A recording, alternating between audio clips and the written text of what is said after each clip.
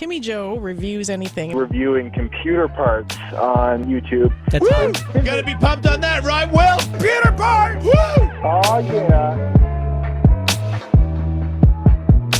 What's up, Timmy Joe, making videos about computers on the internet. It's my birthday today. That's right. And leave your party hat and birthday cake emojis below. Or you could just, wish me happy birthday by subscribing, hitting the like button, watching all my back catalog, in one sitting. That'd be weird. We're here back for another video card review. Obviously, it's on the last remaining GTS they ever made, or at least called, It's a moniker they used to put before, instead of just GTX, there was GTS or just GT. There's a few different things, GT 610, but this is the last GTS. It's the 450, a 1 gigabyte Fermi-based video card. With, the first actually to have the first generation DirectX 11 support. So you can benchmark everything under the sun with this thing if you want to. Not that it'll play it very well. But yeah, pretty cool video card. It was filled with cigarette juice and garbage, and it was just terrible when I got it, but at least it worked. And then after removing the thermal paste and grease and cleaning it out, and I actually even tried to clean the cover was so bad I ended up painting it this dark green to restore it, but I think it fits well with the little orangey bits or yellow bits of the Zotac logo, and now it works like a treat. Actually couldn't overclock it past like 875 megahertz before I cleaned it all up. Now she goes all the way to 922 and 1800 effective on the memory core clock. So that's pretty cool considering if you get into the specs of this thing, the default card from Nvidia would have been 783 megahertz. This goes all the way up to 922, pretty good. And the memory clock was like 1566, got another 300 points on that. There was an amp edition of this, if we check it out here, here's the card in question. This is the one I got, the kind of smoky look on it. There was an amp, all they did was put a sticker on it, but it actually had a lot higher base clock of 875 out of the box. It must have been a pretty well binned one with a 2000 megahertz freaking memory clock, which is pretty crazy. But yeah, if you look at here, there's a list of all the GTS. They used to have different monikers of what things meant, and apparently the GTSs were like media consumption in video games, and then GTX was enthusiast. Well, I guess we're all enthusiasts now. But how does this thing perform? Well, I got its ATI brethren here, basically the same era of card as well as the same level of card. The Radeon 5770? Yeah. And we're going to do a video review of this, do some benchmarks, and then in a later video I'll do of this. Maybe we'll pin them against each other at that point too, just to kind of see how they stack up. I have a feeling pretty close.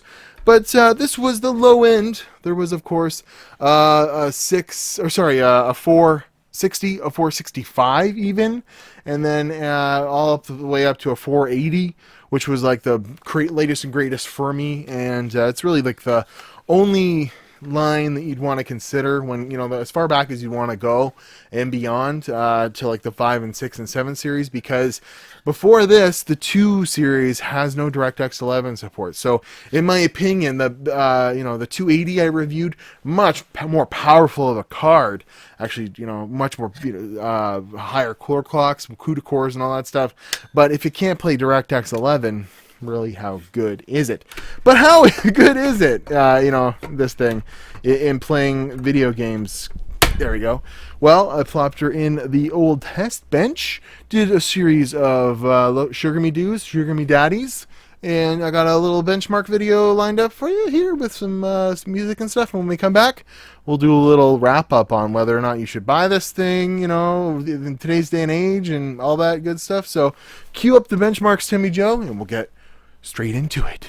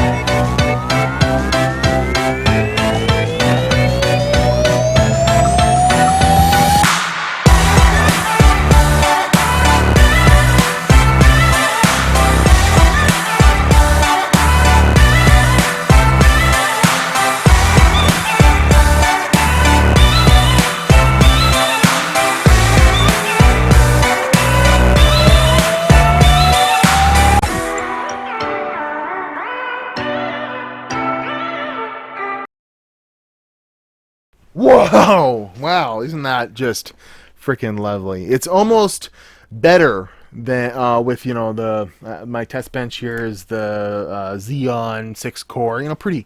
It's not going to bottleneck this video card, that's for sure. But this situation is much better than the Pentium I had before, running in the last video, running a 970. Just for obvious reasons. A slow GPU, it sucks, but at least the computer's humming along, where with that single core Pentium before, you're waiting around for things to load, and it just really kind of sucked. This gets the job done. It's like online competitive's out of the question, and if you're playing 1080p, because ultimately this thing was supposed to be like a 1680 by something video card, like 720p-ish. Actually it's probably more like the 4:3 aspect ratio kind of card. You don't really want to be playing 1080p on this, but that's what everyone's got these days, and you're probably going to want to see those results. Well, they're all in like the 20s for any modern games, but it'll play, some older titles and stuff like that fairly well. I was actually pretty impressed with this being the budget card from 2010-ish, actually maintaining a semi-playable experience as long as you don't mind like 20 FPS in a lot of titles and in the lowest settings. But things like Tomb Raider, games from a few years ago, Just Cause 2, stuff like that, a little bit more playable than I would have anticipated, which was pretty cool. So, I think that about wraps it up. If you see, here is a list of all the Geforce cards, and I checked through it. It is the last GTS, and should you buy one? Well, I'll leave that up to you. This thing MSRP'd for $130 originally, so account for years of innovation and the fact that this thing can barely play modern titles. I wouldn't pay any more than like $10 for it, and I paid 20 Canadian for it. But not a bad deal. And I would probably go for something more in the higher end if you're going with the 4 or 5 series. Even if you're just using it as a retro card, this thing is limited with 1 gig of VRAM, and but it's not terribly inefficient. It only has one 6-pin that connects it. It does have DisplayPort, HDMI, 2 DVIs, has lots of outputs and stuff like that. And there, was sort of some driver, newer drivers that were released for it in the last like 3 or 4 years that would help with, some optimizations of sort of some newer video games and what have you. But what do you think? Is this army looking card just kind of done? Well, yeah, it's done with, but it's pretty cool to look back. I think this is really just the breaking point right here of modern video cards as we know them now, and isn't going to get much of the job done these days, but it kind of holds its own in just even being able to load video games from now. I never had a problem loading anything. It just worked. All of the benchmark games I tried, and the Fire Strike score is obviously just ridiculously low, but that doesn't mean it's worthless and garbage. You could put this in an HTPC or something like that and get away with playing like probably even South Park Stick of Truth or some sort of indie games and get away with it if that was your only option. But we'll have a look at the ATI. They always say fine wine.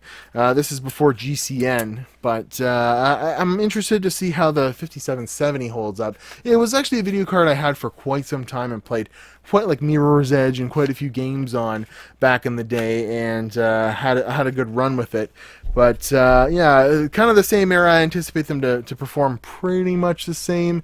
And cool thing about this, actually, just wanted to mention quickly, it did support, and even this one does too, multi-GPU. You could run SLI with a 450 back in the day, where that's just kind of out of the question. They're getting away from multi-GPU now, but you haven't been able to run multi-GPU on like a low-end card for a while, and that the ability is there, so that's pretty cool. So I'm at Watch Timmy Joe, Instagram, Twitter. Remember, leave me birthday cake below. But yeah, just watch the videos for gosh darn sakes. We're over 24,000 subscribers. Some pretty cool stuff upcoming. I've got a real nice, I think this is going to be pretty awesome, 6870, so even beyond this, I think this will actually be a decent video card to even keep using today for some low-level 1080p gaming. And as always, I've got some stuff I need to take care of. What do I got here? LG V30 review. It's my new phone coming up soon. Beautiful phone. Some RGB from Enermax, some fans. I know CES is in full swing, and people have been spamming the hell out of your inboxes. But you know, I'm back here just doing the regular Joe stuff. Maybe I'll get to go to CES someday. But for now, I've just been accumulating some old crap to do reviews on, and I got tons of new crap. But it doesn't seem like people want to. You know, let me know. Do you like watching the new stuff or the old stuff? I'd like to know, because I've got new stuff to review.